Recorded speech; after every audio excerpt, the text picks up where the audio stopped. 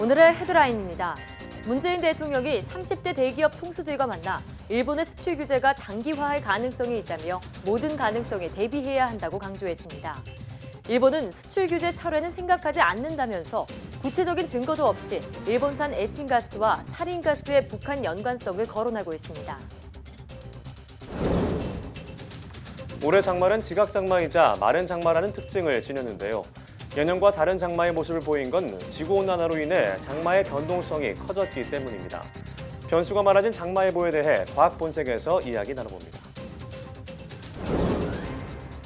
그동안 수입에만 의존했던 터널 공사용 굴착 장비를 국내 연구진이 국산화하는 데 성공했습니다. 개발한 장비는 현장 데이터를 통계적으로 분석해 장비의 효율성을 높여 설계 변경이나 지연 등의 문제를 줄일 것으로 기대됩니다. 물건뿐 아니라 사람을 대할 때도 경제적인 실리를 따지는 10대에서 20대 초중반 연령층을 Z세대라고 부르는데요. 기성세대와는 다른 Z세대만의 특징은 무엇이고 소통을 위해서는 어떤 노력이 필요할지 생각연구소에서 알아봅니다.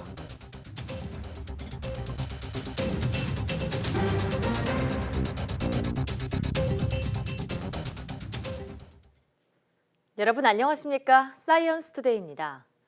문재인 대통령이 일본의 수출 규제 조치 이후 처음으로 청와대에서 30대 그룹 총수들을 만났습니다. 사태가 장기화할 수도 있는 만큼 모든 가능성에 대비하겠다는 점을 분명히 하면서 일본은 더 이상 막다른 길로 가지 말라고 두 번째 경고 메시지를 보냈습니다. 임성호 기자입니다. 문재인 대통령이 청와대 본관에 입장하면서 긴장된 분위기 속에 30대 그룹 총수들과의 간담회가 시작됐습니다. 전례 없는 비상 상황이라며 말문을 연 문 대통령은 특히 일본의 수출 제한 조치가 장기화할 수 있다고 처음으로 언급했습니다. 우리의 외교적 노력에도 불구하고 사태가 장기화될 가능성을 배제할 수 없습니다. 매우 유감스러운 상황이지만 모든 가능성에 대비하지 않으면 안 됩니다. 문 대통령은 일본 정부가 정치적 목적 때문에 우리에게 피해를 주고 이번 수출 제한 조치를 대북 제재 위반과 연결짓는 것도 강하게 비판했습니다. 아무런 근거 없이 대북 제재와 연결시키는 발언을 하는 것은 양국의 우호와 안보 협력 관계에 결코 바람직하지 않습니다. 일본의 수출 제한 조치가 세계 경제에도 악영향을 미치게 된다면서 국제 공조도 추진할 뜻을 밝혔습니다. 일본의 우리 기업에 대한 수출 규제가 결국 미국이나 중국 등의 첨단 IT 산업에도 피해를 줄 수 있기 때문에 함께 대비하겠다는 의미입니다. 문 대통령은 지난 8일 언급한 민관 비상 대응 체제를 더 구체화했습니다. 주요 그룹의 최고 경영자들과 경제부총리, 청와대 정책실장의 상시 소통 체제 구축과 장 차관급이 참여하는 범정부 지원 체제입니다. 단기적으로는 수입처 다변화와 소재, 부품 등의 국산화를 정부가 적극적으로 지원하겠다며 관련 예산을 추경안에도 반영하겠다고 밝혔습니다. 보다 근본적으로는 이참에 특정 국가에 의존하는 산업 구조를 개선하는 데 가용 자원을 총동원하겠다고 강조했습니다. 간담회에는 삼성과 현대차, SK, LG, 롯데 등 5대 그룹을 포함해 자산 10조 원 이상 대기업 집단 30곳의 총수들과 경제단체장 4명이 참석했습니다. 문 대통령은 우리의 외교적 해결 노력에 일본 정부가 화답할 것을 촉구하면서 더는 막다른 길로 가지 않기를 바란다는 두 번째 경고 메시지를 보냈습니다. YTN 임성호입니다. 이번에 일본 정부가 수출 규제 품목으로 정한 세 가지 중 하나가 바로 에친가스입니다. 일본은 에친가스 수출 규제 이후로 북한 유입 가능성을 거론했는데 우리 정부는 근거 없는 주장이라고 일축했습니다. 게다가 북한이 화학무기나 핵무기를 만드는데 굳이 일본산 에친가스를 사용해야 할 이유가 없다는 분석도 있는데요. 왜 그런지 따져봤습니다. 고한석 기자입니다.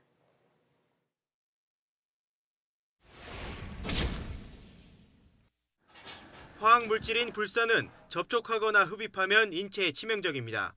불산이나 다름없는 에친가스가 화학무기로 쓸 수 있다는 주장이 나오는 배경입니다. 그러나 화학 전문가들은 그럴 가능성이 없다고 말합니다. 대기중으로 나오면은 수분하고 바로 반응을 해서 희석이 돼버리거든요. 다른 화학 무기들, 그러니까 포스겐이나 사린가스나 이런 거에 비하면은 효과가 매우 떨어져가지고 화학 무기로 사용될 가능성은 거의 없다고 생각합니다. 2012년 구미 불산가스 누출 사고 당시 불산가스를 직접 맞은 작업자들이 목숨을 잃었지만 인근 주민들의 인명피해는 없었던 이유입니다. 우라늄 농축 과정에서 불산은 반드시 있어야 합니다. 그러나 에칭가스 같은 고순도 불산이 필요한 것은 아닙니다. 불산은 형석을 황산에 녹여서 만드는데 형석을 가장 많이 채굴하는 나라는 중국입니다. 황산의 경우 통일부 자료를 보면 북한은 연간 100만 톤을 생산합니다. 불산을 직접 만들 수 있는데도 굳이 비싼 에칭가스를 몰래 들여올 필요는 없다는 게 원자력 전문가들의 판단입니다. 일반적으로 불산은 산업에서도 쓰고 있기 때문에 그런 민감한 반도체 공정과 일반적인 군수 산업에 쓰는 것들은 확연한 품질 차이가 난다고 생각합니다. 특정 시기에 에칭가스 대량 발주가 이뤄졌고 이후 한국에서 행방이 묘연해졌다. 일본 자민당 주장입니다. 최근 10년 연간 에칭가스 수입량입니다. 반도체 시장 성장에 따라 추세적으로 늘어납니다. 급증했던 2017년과 2018년은 반도체 경기가 초호황을 누리던 때였습니다. 월별 증감을 보면 지난해 1월이 눈에 띕니다. 수입량이 2배 넘게 크게 늘었지만 이건 1년 전 수입량이 적었기 때문에 발생하는 일종의 착시 효과입니다. 2017년도 1월 달 같은 경우는 반도체 경기가 그만큼 호황일 거를 예상 못했던 부분이 있기 때문에 그런 기저효과 등이 작용해서 유독물질인 에칭가스는 화학물질관리법에 따라 수입과 취급, 이동 등이 엄격히 관리됩니다. 행방이 묘연해졌다는 근거를 일본은 여전히 제시하지 못하고 있습니다. YTN 관석입니다. 일본 정부가 수출 규제에 나선 것은 일본산 원재료가 독가스인 사린가스로 전용될 가능성이 있었기 때문이라는 일본 언론 보도가 나왔습니다. NHK는 익명의 일본 정부 관계자를 인용해 일부 한국 기업이 사린가스 전용 가능성에도 불구하고 일본 기업에 해당 원재료를 서둘러 납품해 줄 것을 독촉하는 일이 일상화됐다고 보도했습니다. NHK는 이어 이 때문에 일본 경제산업성이 해당 기업을 조사하고 개선을 요구했지만 한국 당국은 무역관리 체제가 불충분해 적절한 대응을 취하지 않았다고 전했습니다. NHK는 그러나 사린가스 전용 가능성만 거론했을 뿐 구체적인 증거에 대해서는 언급하지 않았습니다. 사린가스는 지난 1995년 사이비 종교집단 옴질리교가 도쿄 지하철역 등에 살포해 수십 명을 숨지게 한 맹독성 가스입니다. 이 때문에 사린가스와 옴질리교는 일본인들에게는 최고 수준의 공포와 증오의 대상으로 인식되어 있습니다.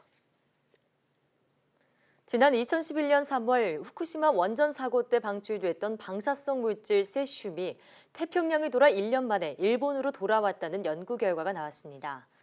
스쿠바대와 해양연구개발기구 등으로 구성된 연구팀은 2011년 후쿠시마 원전에서 해양에 방출됐던 세슘이 사고 후 1년이 지난 2012년 일본 근해로 돌아온 것으로 추정된다고 밝혔습니다. 후쿠시마 원전 사고 당시 바다로 흘러나온 세슘은 해류를 타고 태평양을 시계 방향으로 이동했습니다.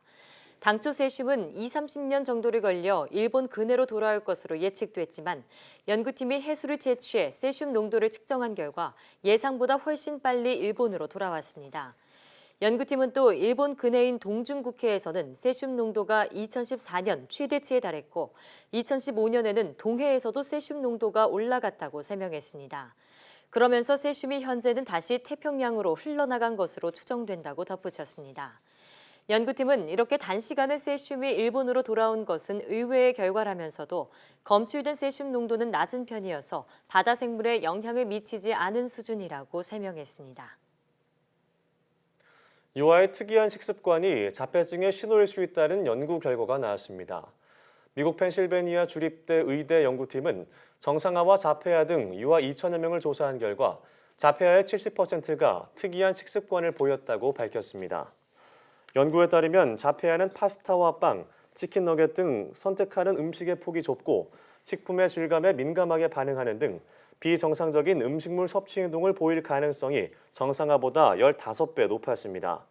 연구팀은 자폐아 대부분이 생후 1년에 이러한 독특한 음식물 섭취 행동을 나타낸다면서 아이들이 이런 행동을 하면 전문가를 찾아야 한다고 말했습니다. 이어 자폐증은 진단과 치료가 이를수록 치료 효과를 기대할 수 있다고 연구팀은 강조했습니다. 7월 과학기술인상에 서강대학교 신관우 교수가 선정됐습니다. 신 교수는 살아있는 세포와 형태나 기능이 같고 광합성을 통해 스스로 에너지까지 만들 수 있는 인공세포를 세계 최초로 개발한 공로를 인정받았습니다. 과기정통부는 우수한 연구개발 성과로 과학기술 발전에 공헌한 연구자를 매월 1명씩 선정해 장관상과 상금 1,000만 원을 수여하고 있습니다. 드론과 자율주행차 등 무인 이동체 분야의 최신 기술을 만나볼 수 있는 전시가 열렸습니다. 과학기술정보통신부는 오는 12일까지 서울 코엑스에서 무인 이동체 산업 엑스포를 개최한다고 밝혔습니다. 지난해에 이어 두 번째로 열린 이번 전시회에는 130여 개 기관이 참여해 무인 이동체 제품과 기술, 부품 등을 선보입니다. 또 국내외 무인 이동체 분야 기술 동향을 공유하는 컨퍼런스와 원격 드론 제어 시연도 마련됐습니다. 그럼 여기서 유영민 과학기술정보통신부 장관의 말 직접 들어보시겠습니다. 무인이동체는 대한민국 혁신 성장을 이끌 핵심 산업입니다. 오늘 이 자리가 이러한 정부의 확고한 의지와 여기 계신 분들의 노력이 하나로 모여서 무인이동체를 우리나라 전략 산업으로 육성하고 세계 최고의 무인이동체 국가가 되기를 같이 소원해 봅니다.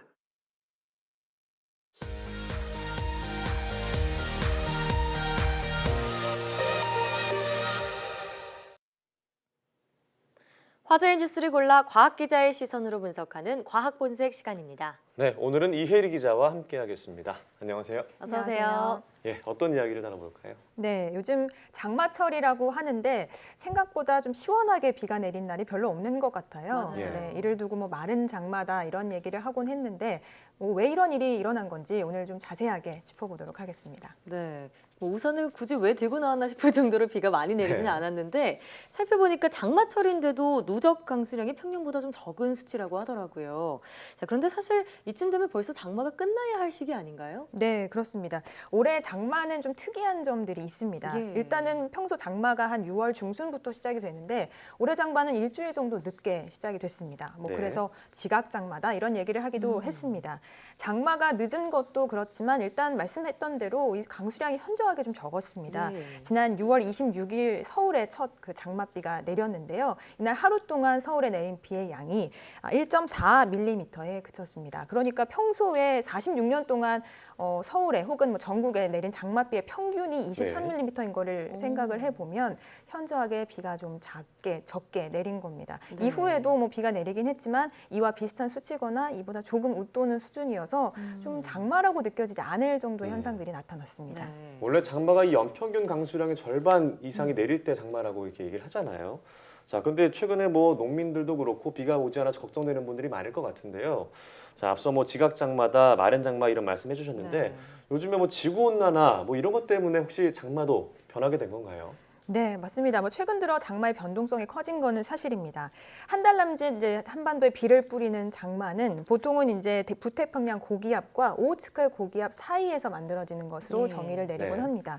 또는 뭐 중국에서 만들어진 덥고 건조한 고기압과 마찬가지로 북태평양 고기압 사이에 만들어지는 전선이기도 한데요. 이 장마 전선은 이 기간 한반도에 머무는 정체 전선입니다. 그런데 최근 장마의 특성이 올해부터 좀 많이 올해처럼 평소와 좀 다른 모습을 보이기 시작을 했는데요.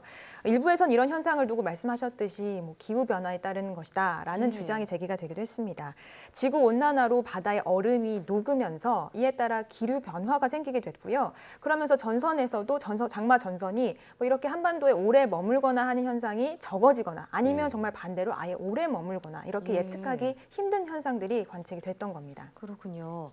저는 장마철에 싹 시원하게 내리는 비를 참 좋아하는데 이 지구 온난화로 장맛비가 안 내리는 것일 수도 있다고 하니까 좀 아쉽기도 하고요. 우려스럽습니다. 그리고 또 이런 추세가 지속이 된다면 갈수록 장마 예보를 내리는 것도 쉽지 않겠다는 생각이 드는데요. 네, 맞습니다. 그래서 기상청은 장마가 시작됐다 혹은 끝났다라고 예보하는 것을 좀 꺼리는 경향을 보입니다. 예. 게다가 장마가 끝났다라고 해도 일시적으로 또 막 폭우가 쏟아지는 경우도 있고요. 네. 혹은 뭐 장마 시작 전에 비가 굉장히 많이 내리는 그런 날도 있기 때문에 사실 이제 장마철의 의미가 좀 없지 않느냐 이런 이야기도 흘러나오고 있습니다. 네, 말씀을 듣고 보니까 지구 온난화가 심해질수록 앞으로 이제 장마의 양상이 계속 달라질 것 같다는 생각이 드는데요. 예. 자, 또 최근 북극 빙하의 어떤 녹을 확률에 대한 연구 결과도 있었다고요. 네, 그렇습니다. 저희가 이제 뭐 전해드린 소식이기도 한데요. 네.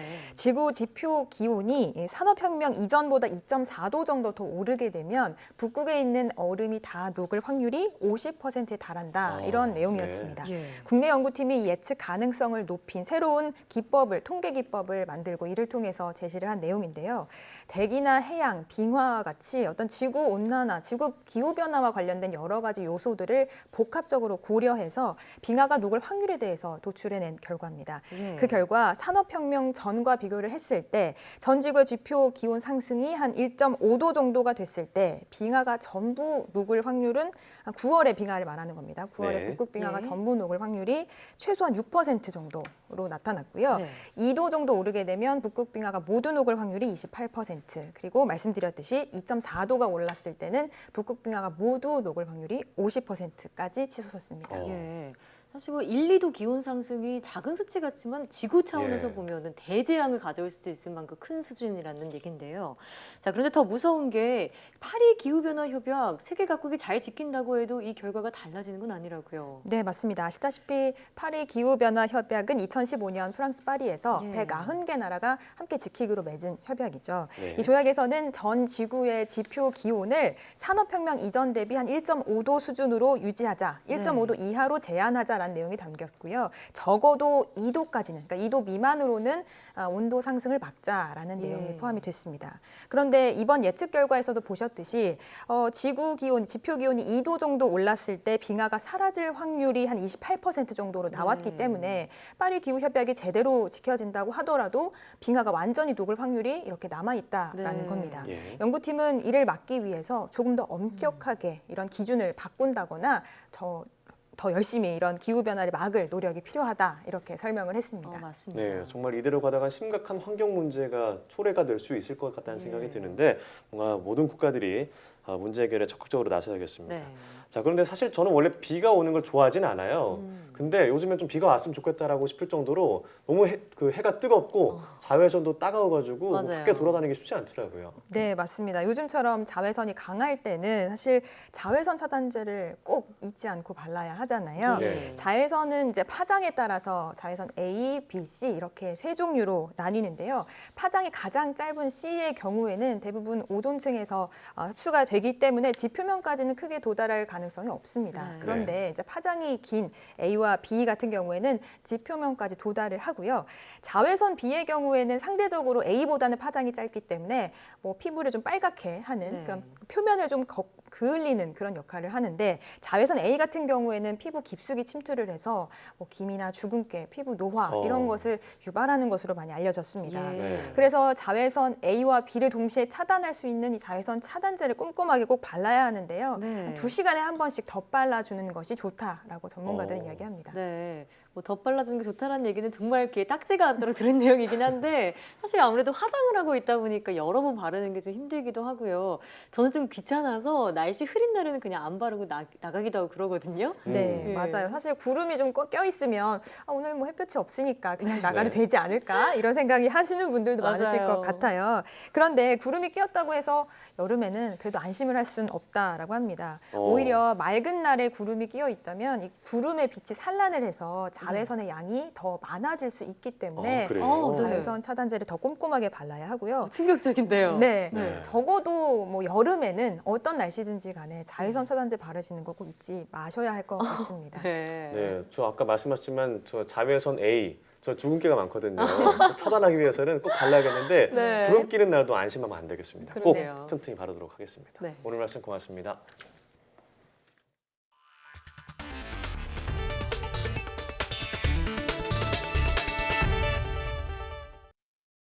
북극 아래에 위치한 알래스카에 기록적인 무더위가 계속되고 있습니다. 미국 기상청은 알래스카의 가장 큰 도시인 앵커리지에 지난 11일 동안 폭염이 이어지면서 역대 최고 기온을 여러 번 경신했다고 밝혔습니다. 특히 지난 4일 앵커리지 최고 기온은 섭씨 32도로 예년 최고 기온 18도를 크게 웃돌았으며 알래스카에서 기상 관측을 시작한 1952년 이후 역대 최고 기온을 기록했습니다. 현재 알래스카에는 에어컨을 가진 가구가 별로 없는 데다 마트에 선풍기 재고마저 바닥나 있어 주민들의 불편이 이어지고 있다고 전해졌습니다.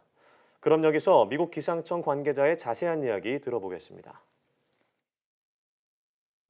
Over the past 11 days, we've been breaking, on some days we've broken up to 10 records around the local area. Our hottest day was actually the 4th of July, and we hit 90 in Anchorage, which broke our all-time record. 각종 민원과 교통 혼잡 등의 불편을 덜기 위해 전선 지중화 공사가 늘고 있습니다. 국내 연구진이 그동안 수입에 의존했던 기계식 굴착 장비 TBM을 자체 개발했습니다. 이정우 기자입니다. 터널을 뚫는 데 쓰이는 기계식 굴착 장비, 이른바 TBM입니다. 국내 연구진이 세계 최초로 우리나라에 적합한 3.5m급 기계식 굴착 장비 개발에 성공했습니다. 땅속 전력구 공사는 물론 철로와 도로 등에 많이 쓰이는 TBM 장비는 그동안 수입에 의존해 왔습니다. 이번에 개발한 장비는 현장의 굴착 데이터 통계적 분석을 통해 장비의 효율성을 높일 수 있다는 게 강점입니다. 터널을 뚫을 때 공사 지연이라든가 안전사고 예방을 하는 그런 예측하는 기술들을 실제로 적용할 수 있는 실험 장비가 되겠습니다. 국내 지반과 유사한 환경을 만들고 최적의 운전 조건을 만드는 실제 규모의 실험센터가 구축된 겁니다. 우리나라 지하 전력구 구간은 총 500km, 이 가운데 터널 구간은 200km로 매년 10에서 20km씩 터널 구간이 늘고 있습니다. 연구진은 오는 2022년까지 굴착 테스트 자료를 바탕으로 국내 지반에 적합한 지하터널 공사 예측 프로그램을 개발해 현장에 적용한다는 계획입니다. 현장 특성을 고려한 최적의 운전 조건이 설계 변경과 공기 지연 등의 문제를 줄일 수 있다는 판단입니다. 운영을 해보면서 저희가 이제 시공 기술도 향상시킬 수 있고 또 그 전에 이제 어떻게 대비를 해가지고 예측하고 또 어려운 지반이 나타났을 때 해결하는 방법에 대한 기술을 개발할 수가 있습니다. 한국형 TBM 장비와 공법의 등장은 전력구의 효율적 관리와 경제적 시공뿐만 아니라 국가 기관 산업 확충에도 도움을 줄 것으로 기대됩니다. YTN 이정우입니다. 중국이 2025년까지 인공위성 100기를 추가로 쏘아올릴 계획인 것으로 전해졌습니다. 중국 현지 언론은 중국 국가항천국 국제협력국의 위치 부국장이 어제 베이징에서 열린 세계 지리정보 개발자 대회에 참석해 이같이 밝혔다고 보도했습니다. 위 부국장은 현재 중국의 각종 궤도 위성은 200기를 넘었다며 2025년까지 100기에 가까운 위성을 더 발사하겠다고 밝혔습니다. 또 지난해 중국의 우주비행 발사 활동이 연간 39차례로 전 세계 총 발사량의 3분의 1 이상을 차지하며 세계 1위를 기록했다고 말했습니다.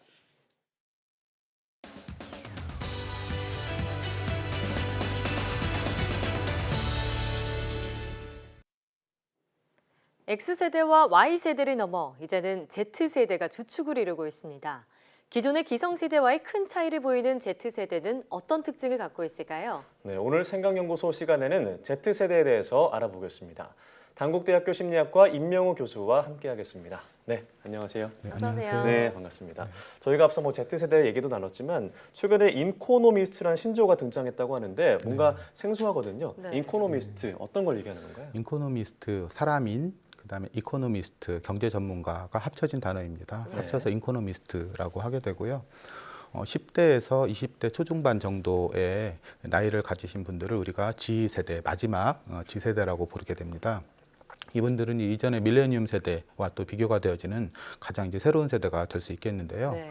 그 보통 이제 이런 분들은 경제적으로는 굉장히 실리적인 부분들을 많이 강조를 하게 되고요. 예. 또 요즘에 유행어로 보면 이게 손절하겠다 이렇게 표현을 하지 않습니까? 네. 그런 것처럼 이게 경제적으로 손해를 보더라도 사람 사이의 어떤 관계를 끊겠다 뭐 이런 경제적인 규칙을 좀 강조하는 그런 세대라고 볼 수가 있습니다. 예. 저나 오세혁 앵커가 밀레니엄 세대라면 Z세대는 이 알파벳의 마지막 글자인 Z처럼 네. 90년대 마지막, 그러니까 20세기의 마지막 세대를 뜻하는데요. 네. Z세대의 특징 여러 가지 말씀해 주셨는데 또 어떤 특징이 있을까요? Z세대는 이제 앞서 얘기한 것처럼 이렇게 축약어를 많이 좋아합니다. 그래서 몇 가지 신조어들을 좀 예를 들어서 설명을 좀 드릴까 하는데요. 예. 첫 번째로 뭐 이들은 이제 알아두면 쓸모없는 신기한 잡학지식, 알쓸신잡이라고 하죠. 이런 것도 있고 또 팩트강이라고 하는 용어를 씁니다. 그러니까 상당히 유식한 세대인데요. 인터넷을 통해서 이제 얻을 수 있는 지식이 아주 무한대이기 때문에 정보 수집 능력이 아주 뛰어납니다. 그래서 이런 정보가 사실인지를 실시간으로 확인이 가능한 세대이고요. 두 번째 특징으로는 이제 이 세대가 실존주의 세대라고 하는데요. 예. 싫은 것도 존중받을 수 있다라는 이런 싫다라고 의미입니다. 합성하군요. 네, 그렇습니다. 그래서 이분들은 이제 주변의 시선을 의식하지 않고 본인이 싫으면 싫다라고 이제 당당하게 얘기를 하는 그런 세대인 네. 거죠. 네.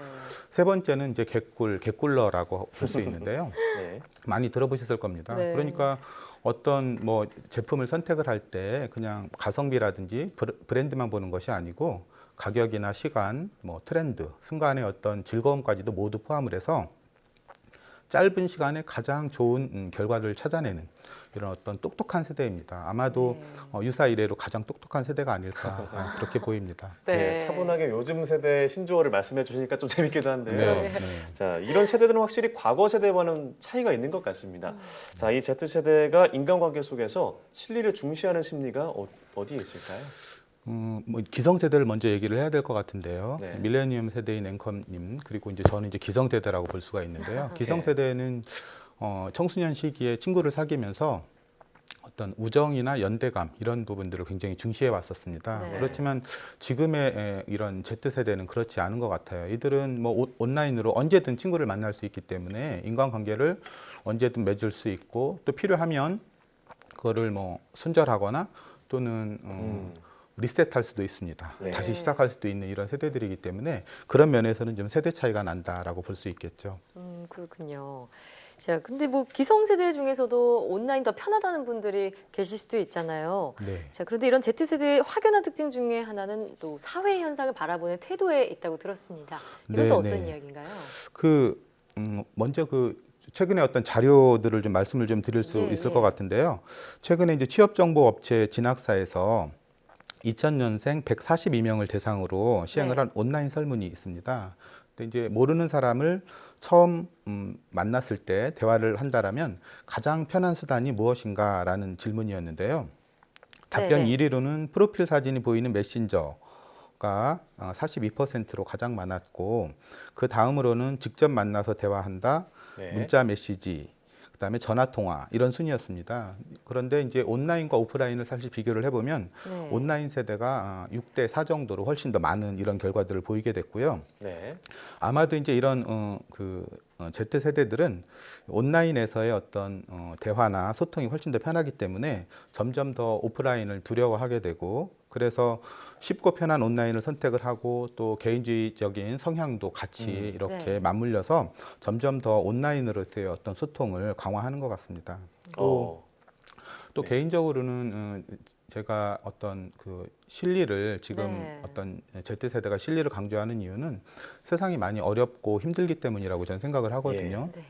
경쟁도 너무 치열하고 공부도 너무 많이 해야 되고 그래서 취직도 어렵고 사실 취직하고 난 다음에도 그렇게 미래가 뭐 암울하기 때문에 그런 면 때문에도 더 미래에 대한 걱정 이런 것들이 지금 Z세대로 하여금 뭔가 생존하기 위해서는 결국 실리를 선택하게 만들게 하지 않았나 이런 생각이 듭니다. 어쩔 수 없는 영향이다. 그런 이유들까지도 들어봤는데요.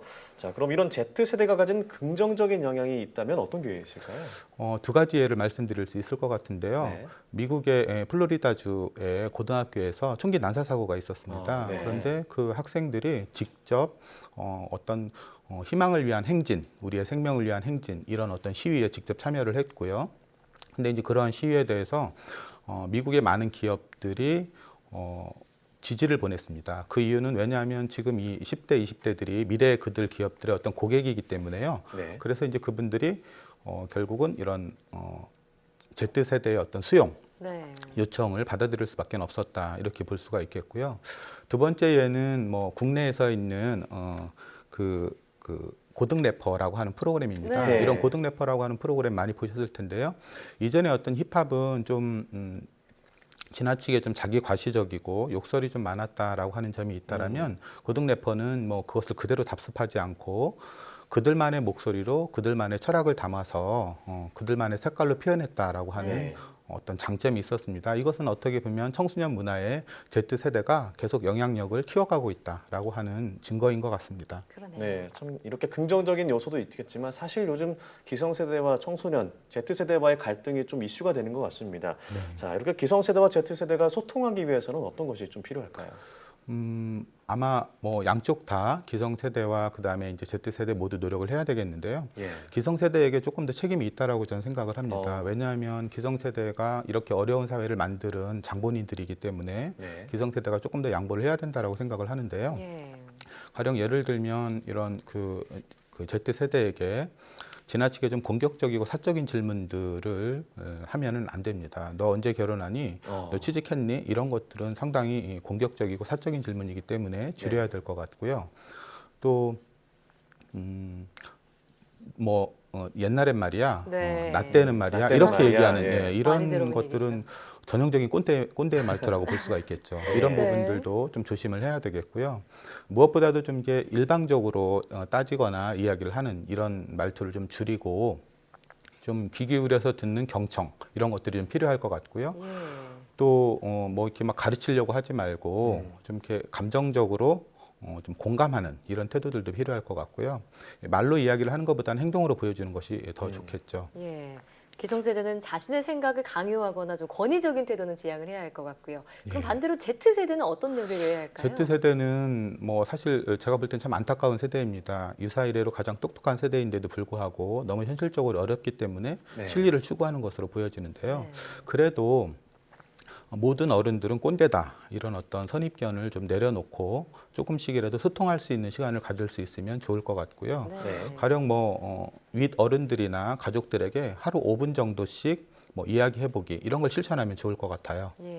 그리고 또 사실 지금은 Z세대 젊은이지만 앞으로는 어른이 되지 않습니까? 미래의 나가 바로 어른이다라는 생각을 좀 가지고 어떤 대화나 소통의 시간을 조금씩 늘리면 좋지 않을까 이런 생각입니다. 네, 사실 저 같은 경우에도 이제 예전에는 제가 뭐 후배고 막내일 때는 몰랐는데 최근에 저보다 어린 친구들이 들어오고 후배가 생기니까 저도 모르게 나 때는 말이야. 꼰대가 나 되고 때는 있군요. 이랬어. 아주 안 좋죠. 저도 모르게 그런 마인드가 생기는 거예요. 근데 앞으로 저희도 기성세대가 될 테니까 그 새로운 신기성세대가 되도록 노력을 해야 될 것 같습니다. 네. 지금까지 생각연구소 단국대학교 심리학과 임명호 교수와 함께했습니다. 교수님 오늘 말씀 고맙습니다. 네, 고맙습니다. 감사합니다.